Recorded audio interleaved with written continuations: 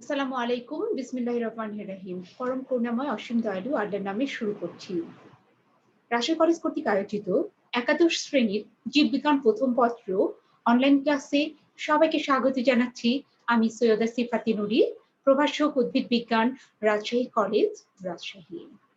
সুপ্রিয় শিক্ষার্থীরা, আজকে অণুজীব চতুর্থ অধ্যায়ের শেষ ক্লাস, অর্থাৎ পঞ্চম ক্লাস।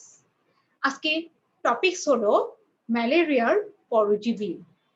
আমি চতুর্থ ক্লাসে তোমাদের যে কুইজ কোশ্চেন গুলো দিয়েছিলাম সেগুলোর অ্যান্সার তোমরা দেখে নাও আগে।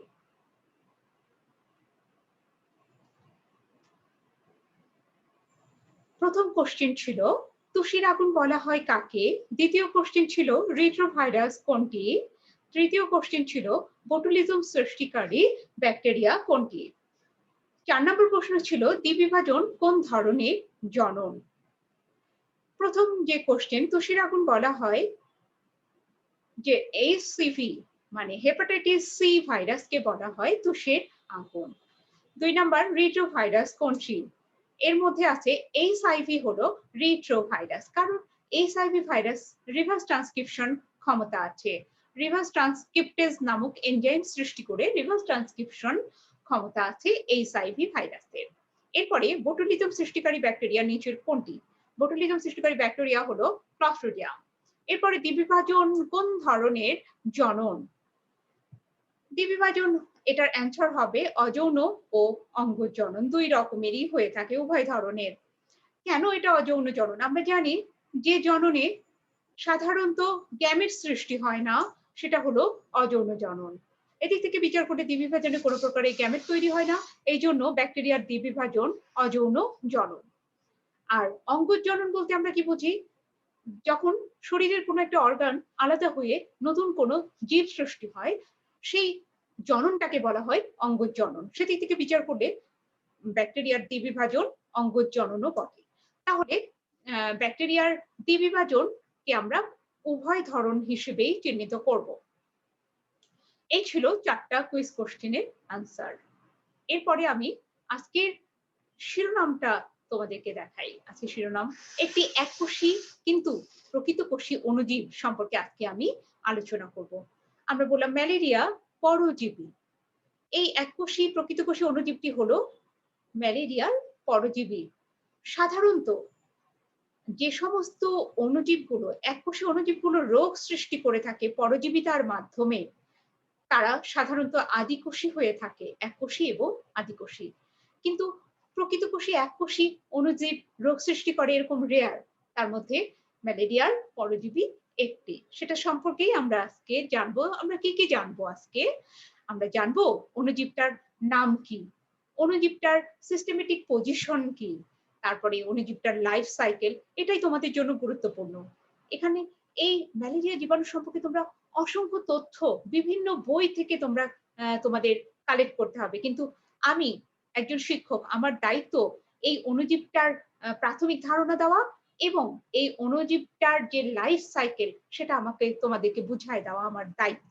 এবং বাকি তোমরা কিন্তু প্রচুর স্টাডি করবে এখান থেকে, যদি তোমরা মেডিকেল সায়েন্সের দিকে যেতে চাও। অণুজীবের সংক্রমণ জানবো, লক্ষণ জানবো, প্রতিকার জানবো এই অণুজীবটির। এরপরে ম্যালেরিয়া পরজীবীটা সম্পর্কে একটু ধারণা নেই। ম্যালেরিয়াটা কি? আসলে ম্যালেরিয়া এক ধরনের কিন্তু জ্বর। আগে মানুষ মনে করতো যে কি ম্যালেরিয়া হচ্ছে দূষিত বায়ু সেবন করলেই বোধহয় এই জ্বরটা হয়। কিন্তু আসলে না। পরে জানা গেল যে এটা অ্যানোফিলিস মশকে বাহিত রোগ। লোহিত রক্তকণিকা ধ্বংস করে, যার ফলে রক্ত স্বল্পতা দেখা দেয়। প্লাজমোডিয়াম গণের এরকম ৬০টি প্রজাতি আছে যারা প্রাণী দেহে ম্যালেরিয়া রোগ সৃষ্টি করে, আর মানব দেহে রোগ সৃষ্টি করে এরকম প্রজাতি আছে 4টি। 4টি প্রজাতি আছে যেগুলো মানব দেহে রোগ সৃষ্টি করে। এই 4টি প্রজাতির নাম আমরা দেখব। তবে তার আগে আমরা সিস্টেমেটিক পজিশন সহ দেখি এটা কোন কিংডমের। ম্যালেরিয়া পরজীবী হলো প্রোটিস্টা কিংডমের, আর সাব কিংডম হলো প্রোটোজোয়া। Sub kingdom protozoa.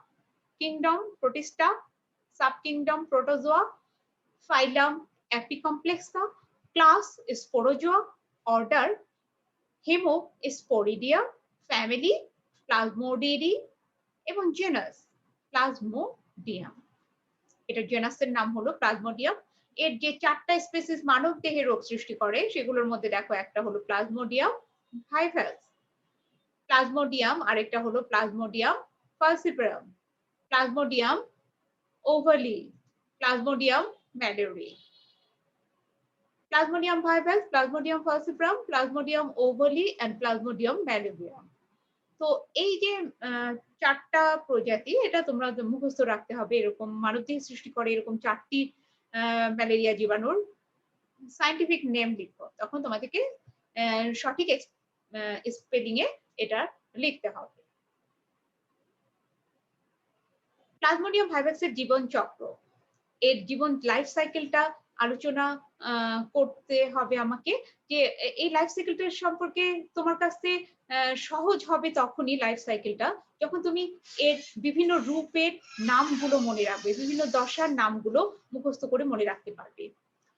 প্রথমে বলে নিই, প্লাজমোডিয়াম ভাইরাস একটা বহুরূপী অণুজীব। তা সে বিভিন্ন রূপ ধারণ করে, তার বিভিন্ন স্টেজে তার নামগুলো সেই জন্য বিভিন্ন ভাবে করা হয়ে থাকে। তুমি এর লাইফ সাইকেলটা বর্ণনা করতে চাইলে এই রূপগুলোর নাম তোমাকে মুখস্থ করতে হবে। জীবনচক্র দুটি পোষক প্রয়োজন হয়, একটা পোষক হলো মানুষ, আরেকটা পোষক হলো মশকি। এই দুটো দেহ ছাড়া লাইফ সাইকেল কমপ্লিট করতে পারে না ম্যালেরিয়া পরজীবী। মানব দেহে যে যে হোস্ট, মানব দেহ যে হোস্ট তাকে বলা হয়, সেই হোস্টটাকে মানব দেহ হোস্টটাকে বলা হয় ইন্টারমিডিয়েট হোস্ট। এই জীবাণুর ইন্টারমিডিয়েট হোস্ট হলো মানুষ, intermediate host or secondary host হলো মানুষ। আর definite host or primary host হলো মশকির দেহ। এই দেহটা ছাড়া কিন্তু জীবাণু বাঁচতে পারে না, এই জন্য এটা হলো definite host or primary host. এইবার আমরা চলে যাব যে এটার বর্ণনাতে। মানব দেহে যে আরেকটা জিনিস বলার আছে, মানব দেহে যে চক্রটা সেটা হলো অযৌন চক্র, এটাকে ইংলিশে বলে সাইজোগনি। আর মশকির দেহে যৌন ও অযৌন দুই চক্রই কমপ্লিট হতে দেখা যায়। এখন এগুলোই আমরা চিত্রের মাধ্যমে দেখব। মানব দেহে অযৌন চক্র হয় যেটা, তাকে বলা হয় সাইজোগনি। এই সাইজোগনি মানব দেহে দুটি স্থানে সংঘটিত হয়, দুটি অর্গানে, দুটো কোষে। একটা হলো যকৃৎ কোষ হেপাটিক সেল, আরেকটা হলো রক্তকোষ, রক্তকোষের আরবিসিতে রেড ব্লাড সেলে, লোহিত রক্ত কণিকাতে। এখন যকৃৎ কোষে যে সাইজোগনি কমপ্লিট হয় সেটাকে বলা হয় হেপাটিক সাইজোগনি। রক্তকোষের রেড ব্লাড সেলে বা লোহিত রক্তকণিকাতে যে সাইজোগনি কমপ্লিট হয় সেটাকে বলা হয় ইরাইথ্রোসাইটিক সাইজোগনি। এখন আমরা এই দুটো সাইজোগনি দেখব চিত্রের মাধ্যমে আলাদা আলাদা ভাবে। মানব দেহে সাইজোগনির চিত্র আমরা দেখব বর্ণনা সহ। এখানে তোমরা দেখতে পাচ্ছ একটা চিত্র, হেপাটিক সাইজোগনি। হেপাটিক সাইজোগনি বর্ণনা করতে হলে যেগুলো লাল কালারের বর্গাকার কোষগুলো দেখতে পাচ্ছ, এগুলো হলো মানব দেহের যকৃৎ কোষ, মানব দেহের যকৃৎ কোষ। এখন কোনো ম্যালেরিয়া জীবাণু বহনকারী কোনো মশকি, অ্যানোফিলিস মশকি যদি সুস্থ মানব দেহকে কামড়ায়, তাহলে ম্যালেরিয়া জীবাণুর যে রূপটা ধারণ করে থাকবে সেটা হলো স্পোরোজয়েড। ম্যালেরিয়া জীবাণুর স্পোরোজয়েড প্রবেশ করবে যকৃৎ কোষে, যেটা দেখতে মাকু সদৃশ। মাকু সদৃশ মানে দুই পাশ হচ্ছে ধারালো এবং মাঝখানে মোটা, এই ধরনের গঠনকে বলা হয় মাকু সদৃশ। মাকু সদৃশ ম্যালেরিয়ার যে রূপ সেটা হলো স্পোরোজয়েড। এই স্পোরোজয়েড দশাটি যকৃৎ কোষে প্রবেশ করবে। যকৃৎ কোষে প্রবেশ করার পরে স্পোরোজয়েডটা গোলাকার হবে, একটু মোটা হবে, গোলাকার হবে, খেয়ে দিয়ে পুষ্ট হবে, এটাকে বলে, তখন ওর নাম হয় ক্রিপ্টোজয়েড। ক্রিপ্টোজয়েড এখানে আর বলে নেই যে হলুদ রং নির্দেশিত সবকিছুই হলো পরজীবী, ম্যালেরিয়া পরজীবীর রূপ, বিভিন্ন রকমের রূপ। তো প্রথম রূপ হলো স্পোরোজয়েড। স্পোরোজয়েড গোলাকার হয়ে মোটা হয়ে ক্রিপ্টোজয়েড হয়। ক্রিপ্টোজয়েডের নিউক্লিয়াসটা বারবার ডিভাইডেড হবে মাইটোসিস প্রক্রিয়াতে, তখন এই দশাটার নাম হবে সাইজন্ট দশা। সাইজন দশা, প্রত্যেকটা নিউক্লিয়াসের চারপাশে সাইটোপ্লাজম সজ্জিত হয়ে অসংখ্য ক্রিপ্টোমেরোজয়েড তৈরি করবে। তখন ম্যালেরিয়া জীবাণুর নাম কি হলো? ক্রিপ্টোমেরোজয়েড। এই ক্রিপ্টোমেরোজয়েড গুলো লোহিত যকৃৎ কোষকে ভেঙে ফেলবে। যকৃৎ কোষকে ধ্বংস করে নতুন কোনো যকৃৎ কোষকে আক্রমণ করবে। এই ক্রিপ্টোমেরোজয়েড। এই ক্রিপ্টোমেরোজয়েড নতুন কোনো যকৃৎ কোষকে আক্রমণ করলো। এরপরে এই ক্রিপ্টোমেরোজয়েডের নিউক্লিয়াসটি বারবার মাইটোসিস প্রক্রিয়ায় ডিভাইডেড হয়ে সাইজন দশা প্রাপ্ত হবে।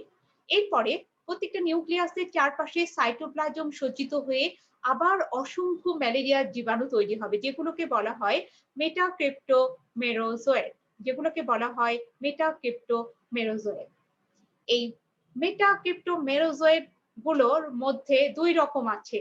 একটা হলো মাইক্রোমেটাক্রিপ্টোমেরোজয়েড, যেগুলো ছোট আকৃতির গুলো হলো মাইক্রোমেটাক্রিপ্টোমেরোজয়েড, এবং যেগুলো বড় সেগুলো হলো ম্যাক্রোমেটাক্রিপ্টোমেরোজয়েড।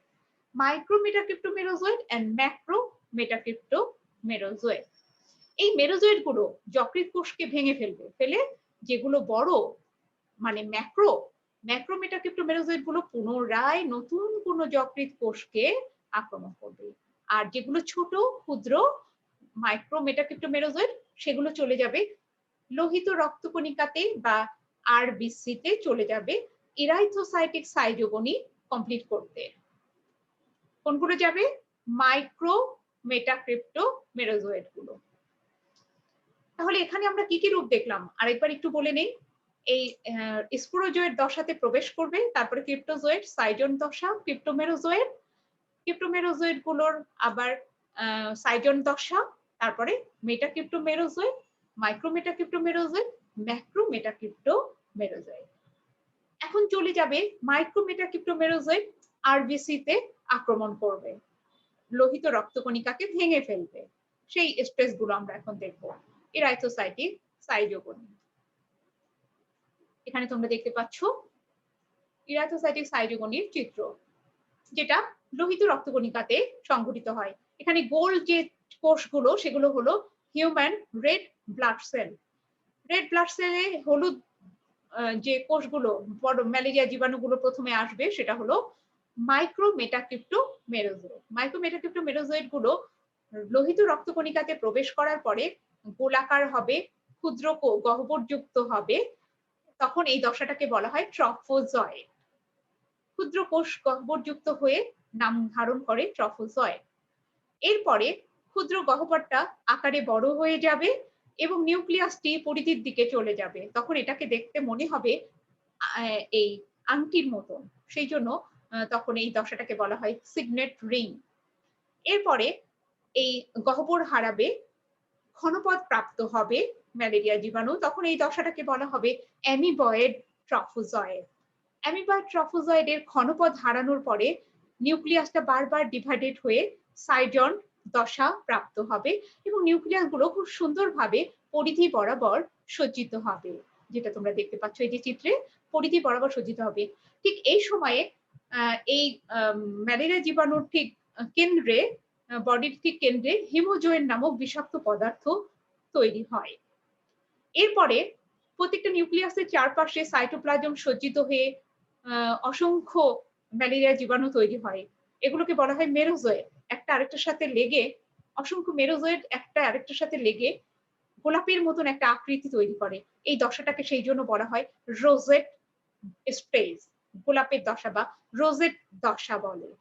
এরপরে মেরোজয়েড গুলো একটা থেকে আরেকটা ছুটে যায় এবং লোহিত রক্তকণিকাকে ভেঙে ফেলবে। এখন তোমরা দেখো যে এই মেরোজয়েড গুলোর মধ্যে দুটো বিশেষ কোষ তৈরি হবে।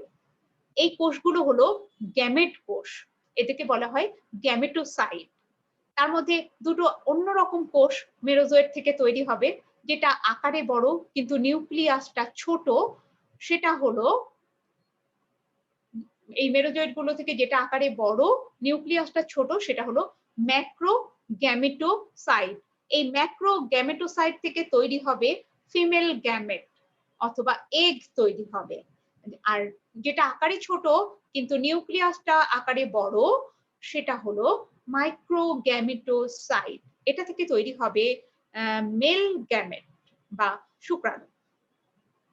এখন এই স্টেজে একটা অসুস্থ ম্যালেরিয়া রোগীকে যদি সুস্থ কোনো মশা কামড় দেয়, জীবাণু বহন করে না এরকম কোনো মশা যদি কামড় দেয়, তাহলে এই রক্তে যা যা স্টেজ গুলো আছে পুরো লাইফ সাইকেলটাই চলে যাবে মশকির দেহের ভেতরে। সবকিছু ধ্বংস হয়ে যাবে। শুধু টিকে থাকবে এই দুটো গ্যামেট। শুধু টিকে থাকবে এই দুটো gamete. Macrogamete and macrogametocyte and microgametocyte. টিকে থাকবে এই দুটি গ্যামেট কোষ, মাইক্রোগ্যামেটোসাইট অ্যান্ড ম্যাক্রোগ্যামেটোসাইট। এরপরে শুরু হবে মশকির দেহের চক্র। আমরা এবার চলে যাই মশকির দেহে দেখবো যে এখন কি কি চক্র সংঘটিত হয় মশকির দেহে। আমরা প্রথমেই আলোচনা করছি যে মশকির দেহে যে চক্রটা কমপ্লিট হয় সেখানে কিন্তু দুই ধরনের চক্রই দেখা যায়, যৌন চক্র, অযৌন চক্র। তো দুটো পর্যায়ে বিভক্ত এই জন্যই। প্রথম যেটা যৌন চক্রটাকে বলা হয় মশকির দেহের গ্যামেটোগনি, মশকির দেহের যে অযৌন চক্র সেটাকে বলা হয় স্পোরোগনি। শব্দগুলো মনে রাখতে হবে, তাহলে এই চ্যাপ্টারটা, এই আলোচনাটা সহজ মনে হবে। Gametogony, sporogony. তো গ্যামেটোগনি প্রথমে ঘটে যেখানে গ্যামেটোসাইট তৈরি হয়ে গেল আরবিসিতে, আরবিসির ভেতরে সেই গ্যামেটোসাইট থেকে গ্যামেট তৈরি হবে এখানে। আর গ্যামেট গুলোর মিলনে জাইগোট তৈরি হওয়ার পরে স্পোর তৈরি হবে স্পোরোগনিতে। আমরা সেটাই দেখবো এখন, চিত্রের মাধ্যমে আলোচনা করব।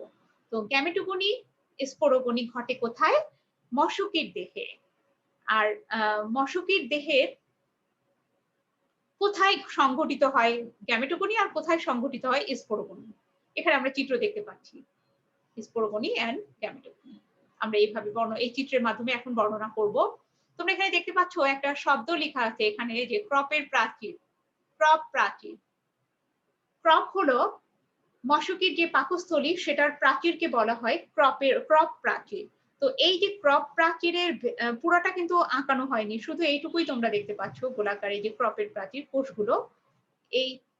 এই ক্রপের প্রাচীরের ভেতরে, ক্রপের প্রাচীরের ভেতরের দিকে হবে এইটুকুর মধ্যে হবে গ্যামেটোগনি, আর বাহিরের দিকে এইটুকুর মধ্যে হবে স্পোরোগনি।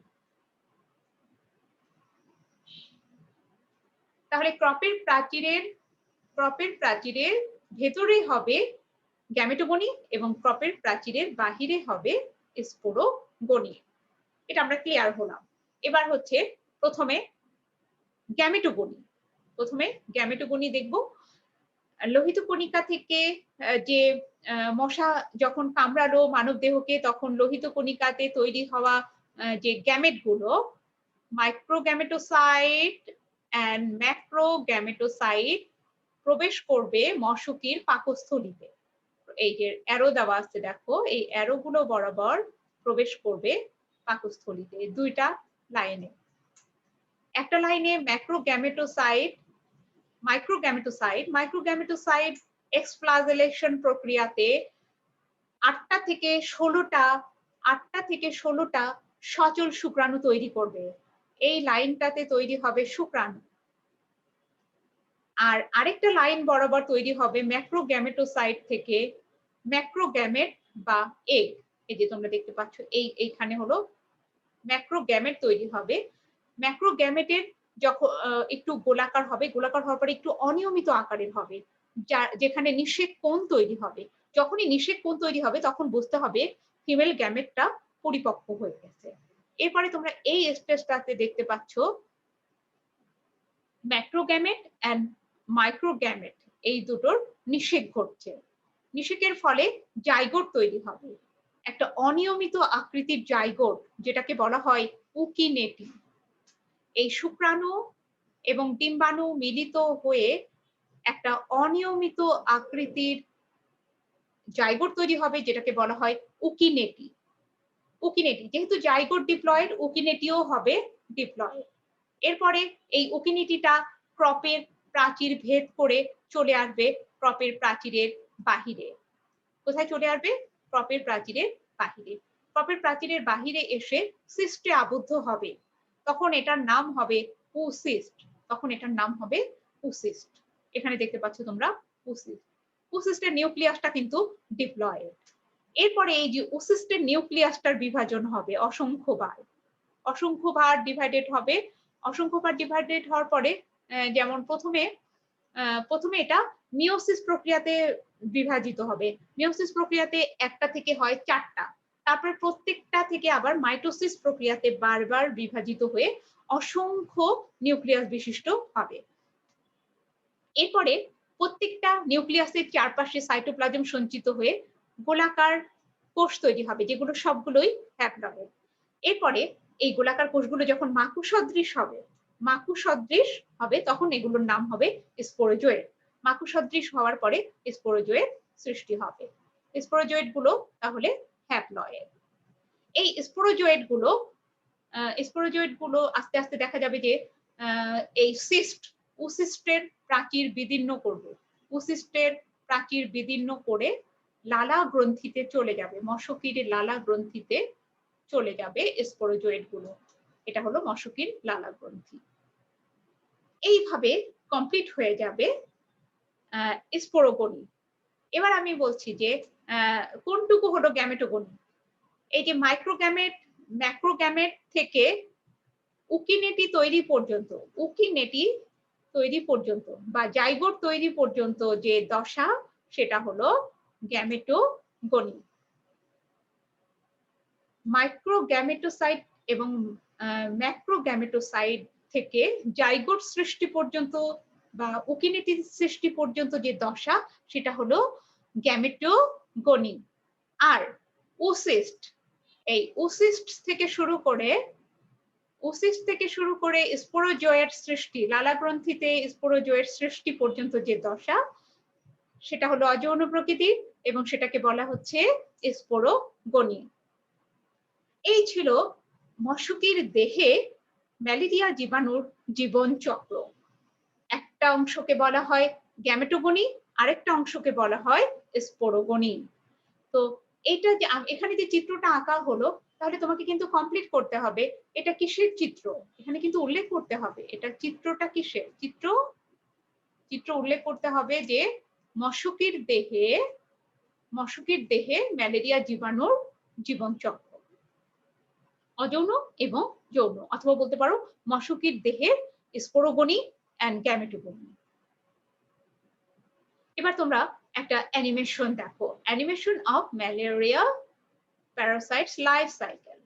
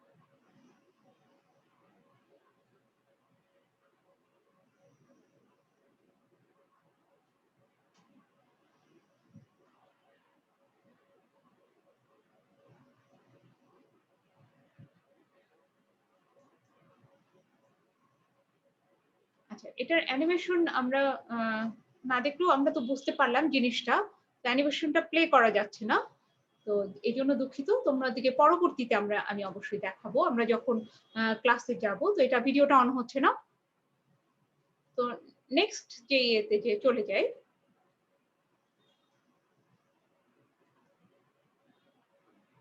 ম্যালেরিয়া সংক্রান্ত আরো কিছু তথ্য আমরা দেখি। স্ত্রী অ্যানোফিলিস মশা এই রোগের বাহক, আমরা এটা আগে জেনেছি।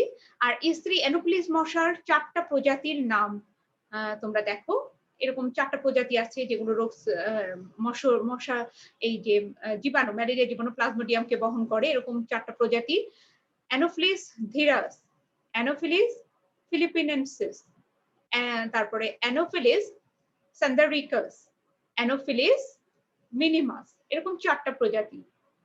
4টা প্রজাতির অ্যানোফিলিস মশকির উদাহরণ তোমরা দিতে পারবে। এরপরে মানবদেহে স্পোরোজয়েড প্রবেশের আরেকটা যে তথ্য, 48 ঘন্টা পর ম্যালেরিয়া রোগের লক্ষণ প্রকাশ পায়। এরকম মানে দেখা গেছে যে 48 ঘন্টা পরে ম্যালেরিয়ার স্পোরোজয়েড প্রবেশের 48 ঘন্টা পরে এর লক্ষণটা দেখা যায়। সাধারণত দেখা গেছে যে স্পোরোজয়েডটা প্রবেশ করে কিন্তু যকৃতে প্রবেশ করে। পুরা হেপাটিক সেলের যে সাইকেলটা চক্র কমপ্লিট করে তখন কোনো প্রকারের জ্বর আসে না। দেখা গেছে লোহিত কণিকাতে আক্রমণ করার পরেই জ্বরটা দেখা দেয়। আর এখন আমরা এই রোগটাকে আমরা আমাদের উদ্দীপকের মধ্যে থেকে কিভাবে চিনব, যে আমি ম্যালেরিয়া রোগটাকে আমরা কিভাবে চিনব, যে ম্যালেরিয়া রোগ সম্পর্কে আমার প্রশ্ন আসছে। তো কিভাবে তোমাকে কিছু লক্ষণগুলো দেখতে হবে। কাঁপুনি দিয়ে জ্বর, রোগী দুর্বল হয়, তারপরে তাপমাত্রা 105 ডিগ্রি সেলসিয়াস, 105 ডিগ্রি ফারেনহাইট হয়, তারপরে মাথা ব্যথা, বমি বমি ভাব, ঘাম দিয়ে জ্বর ছাড়ে, নির্দিষ্ট সময় পর পর জ্বর আসে, তারপরে প্লীহা এবং যকৃৎ দিন দিন বড় হতে থাকে, রক্তশূন্যতা দেখা দেয়, প্রচন্ড পিপাসা। তার মধ্যে থেকে 3টা লক্ষণ দেখো আমি ইন্ডিকেট করছি। একটা হলো 105 ডিগ্রি ফারেনহাইট, প্লীহা এবং যকৃৎ আকারে বড় হয়। প্লীহাটা কি? আমি প্লীহাটার এখন চিত্র দেখাবো যে প্লীহাটা কি। এই প্লীহা এবং যকৃৎ আকারে বড় হয়, মানে যেটা লিভারটা এবং প্লীহাটা আকারে বড় হয়, এটা একটা লক্ষণ দেখে তোমরা ম্যালেরিয়া রোগটা চিনতে পারবে। আরেকটা লক্ষণ উল্লেখ থাকতে পারে রক্তশূন্যতা। তোমরা এর আগে যতগুলো রোগ পড়েছো সেগুলোতে রক্তশূন্যতার কথা কোনো উল্লেখ নাই, কিন্তু ম্যালেরিয়া রোগে কিন্তু রক্তশূন্যতা হয়, কারণ রেড ব্লাড সেল গুলো ভেঙে গিয়ে রক্তশূন্যতা হয়। পূর্বে তোমরা একটা ভাইরাল ডিজিজ পড়েছো যেখানে রক্তের মানে বরং রেড ব্লাড সেল আরো বেড়ে যায়। রেড ব্লাড সেল গুলো বেড়ে যায়, তার কারণ প্লাটিলেট কমে যায় এবং রেড ব্লাড সেলটা বাড়তে থাকে, যার কারণে আরো রক্তক্ষরণ হয়, যার লাল লাল র্যাশ শরীরে দেখা যায়। সেটা হলো ডেঙ্গু জ্বর। সেটাও কিন্তু মশাবাহিত, আবার ম্যালেরিয়াও মশাবাহিত। আর কিন্তু পার্থক্য হচ্ছে ম্যালেরিয়াতে ম্যালেরিয়া রোগের লক্ষণে রক্ত স্বল্পতা দেখা দেয়, আর ডেঙ্গু জ্বরে হলো তোমাদের রেড ব্লাড সেলের আরো পরিমাণ বাড়তে থাকে, মারাত্মক হয়ে যায়, ইন্টারনাল ব্লিডিং গুলো দেখা দেয়। এইভাবে দুটো আমি কম্পেয়ার করলাম, দুটো জ্বরে যেগুলো মশাবাহিত, একটা ভাইরাল আর আরেকটা হলো ম্যালেরিয়া পরজীবী প্রোটোজোয়া পর্বে। আর এগুলোর প্রতিকার সম্পর্কে আমি একটু বলি যে মশকুল ধ্বংস করা সবচেয়ে বড় প্রতিকার আর কি। যদি আমাদের একটা ম্যালেরিয়া রোগ হয়ে যায় তখন আমাদেরকে সবচেয়ে আগে যেটা করতে হবে, মশা থেকে রক্ষা করতে হবে আমাদের চারপাশটাকে, সেই মানুষগুলোকে মশার দংশন পরিহার করতে হবে। কিভাবে পরিহার করা যায় সেদিকে খেয়াল রাখতে হবে। চারপাশ আঙিনা, ঘরবাড়ি, ঝোপঝাড় পরিষ্কার রাখতে হবে। এইভাবে দেখলাম প্রতিকার। আর আমি বললাম যে প্লীহা, এবার দেখি যে প্লীহা কোনটা। তোমরা এখানে চিত্রে দেখতে পাচ্ছ পাকস্থলীর পিঠের উপরে কুজার মতন একটা জিনিস, এটা হলো প্লীহা। প্লীহা আসলে কি? পাকস্থলীর বাম সাইডে অবস্থিত একটা অংশ, একটা অর্গান, যেটা রক্তের ফিল্টার হিসেবে কাজ করে থাকে, রক্তকে ফিল্টার করতে সাহায্য করে। এরপরে যেটা দেখতে পাচ্ছ হলুদ রঙের যে অংশটা, এটা হলো যকৃৎ। এই লিভার এবং যকৃৎ আকারে বড় হয়ে যায়, এটা একটা লক্ষণ ম্যালেরিয়া রোগের। আবার লিভার সংক্রান্ত উদ্দীপকে যদি থাকে, একটা ভাইরাল ডিজিজও তোমাদেরকে বলা হয়েছে, যে যেটাতে যখন বলা হবে যে লিভার সেরোসিস বা যকৃতের প্রদাহ, তখন তুমি কোন রোগ, সেই ভাইরাল ডিজিজ জন্ডিসের কথা উল্লেখ করা হয়েছে। পাশাপাশি থাকতে পারে চোখ মুখ হলুদ হয়ে যাওয়া, পোশাক হলুদ হয়ে যাওয়া, এগুলো লক্ষণ থাকবে, তখন সেটা বুঝতে হবে যে জন্ডিস রোগের উদ্দীপক দেওয়া আছে। এভাবে আমি খোলামেলায় তোমাদেরকে উদ্দীপক নিয়ে কিছু আলোচনা করলাম। এরপরে ওই কিছু সামারিতে আরেকটু আলোচনা করব। ওভারঅল আমি আমার যে ক্লাস 4র্থ অধ্যায় অণুজীব অধ্যায় কি কি চিত্র আমরা অনুশীলন করলাম সেটা আমি আরেকবার হাইলাইট করছি। 1 নম্বরে টি2 ফাজের ভৌত ও রাসায়নিক গঠন আলোচনা করেছি। টি2 ফাজ ভাইরাসের একটা চিত্র ভৌত, আরেকটা রাসায়নিক। এরপরে আমরা আলোচনার মাধ্যমে চিত্র আঁকাইছি, সেটা হলো লাইটিক চক্র, লাইসোজেনিক চক্র। আমরা অনুশীলন করেছি আদর্শ ব্যাকটেরিয়া কোষের গঠনের চিত্র। আমরা ব্যাকটেরিয়ার দ্বিবিভাজনের চিত্র অঙ্কন করেছি। আমরা ব্যাকটেরিয়াল কনজুগেশন নামক ব্যাকটেরিয়ার যৌন জনন, ৩ টা প্রকার। ব্যাকটেরিয়া ৩ ধরনের যৌন জনন দেখা যায়। Bacterial conjugation, bacterial transformation and bacterial transduction. এই ৩ টা প্রক্রিয়ার চিত্রও আমরা অনুশীলন করেছি। আমরা এছাড়া আজকের যে ক্লাস সেখানে ছিল হেপাটিক সাইজোগনি। মানব দেহের হেপাটিক সাইজোগনি, মানব দেহের ইরাইথোসাইটিক সাইজোগনি চক্র, এরপরে মশকির দেহে ঘটে যাওয়া গ্যামেটোগনি এবং স্পোরোগনি। এই চিত্রগুলো আমরা টোটালি এই চ্যাপ্টারে প্র্যাকটিস করেছি। এই চিত্রগুলো যার যত আয়ত্তে থাকবে সে তত ভালো করবে এই চ্যাপ্টারের উপরে। আজকের ক্লাস সামারি তথা পুরা যে আমার ৪র্থ অধ্যায়ের ক্লাস সামারি, এমন যদি হয় চিত্রটা তামাক পাতা আমরা দেখতে পাচ্ছি ১ নম্বর চিত্রে, এটা হলো তামাক পাতা। আমি এখন উদ্দীপকে যদি তামাক পাতা থাকে, তাহলে তামাক পাতা আক্রমণ করতে পারে একটা অকোষীয় অণুজীব।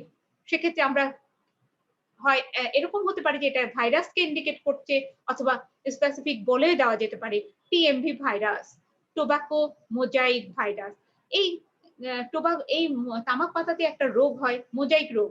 সেটার জন্য দায়ী কোন ভাইরাস? TMV virus. টিএমভি ভাইরাসের উপরও প্রশ্ন আসতে পারে, অথবা বলা যেতে পারে এটার উপরে যে টাইপের অণুজীব, অকোষীয় অণুজীব আক্রমণ করে সেটা সম্পর্কে আলোচনা করো, বা সেটার লাইফ সাইকেল আলোচনা করো। সেটা টিটু ফাসকেও নির্দেশ করা হতে পারে। এরপরে প্রশ্নের মধ্যে এরকম এই চিত্রটা, এটা যদি একটা আদিকোষী মাইক্রোবস হয়, তাহলে তোমাদের সিলেবাসের যে প্রশ্নগুলো আসবে সেটা হলো ব্যাকটেরিয়া। ব্যাকটেরিয়ার উপরে, ব্যাকটেরিয়ার উপকারিতা অপকারিতা, যে অর্থনৈতিক গুরুত্ব তোমরা পড়ছো সেটার উপরে প্রশ্ন আসতে পারে ব্যাকটেরিয়ার যে তোমরা পড়লা রোগগুলো, একটা উদ্ভিদ রোগ পড়েছো, সেটা হলো কি জ্যান্থোমোনাস ওরাইজির উপরে।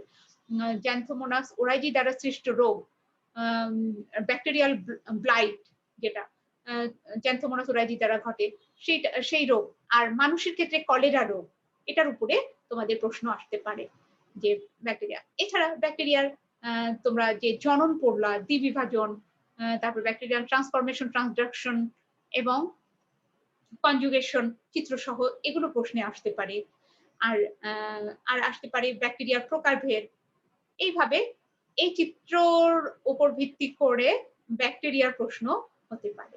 আরেকটা চিত্র তোমরা এখন দেখতে পাচ্ছ যে এখানে কনফিউশন থাকতে পারে। এখানে ২ রকম যকৃৎ উদ্দীপকের মধ্যে থাকলে ২ ধরনের রোগ আসতে পারে। আমি যেটা বললাম যে হিউম্যান লিভার যদি উদ্দীপকের মধ্যে থাকে, একটা হতে পারে তোমাদের যেটা হেপাটাইটিস, যে ভাইরাস দ্বারা সৃষ্টি জন্ডিস টাইপের রোগ।